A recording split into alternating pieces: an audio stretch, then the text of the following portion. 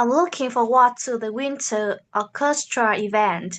Do you know what piece we'll be performing? We're playing a new piece by local composer Eric Moyer called the Florida Waterfall. By the way, do you know that we're ordering new instruments for the performance? I hadn't heard that. That's good news, though. The old instruments don't sound great. Yes, are we ordering as many instruments as are called for in Florida Waterfall? The middle section of the piece only requires one instrument, and it's not using any of the other sections. But for the first and last sections, we'll need several different types of instruments.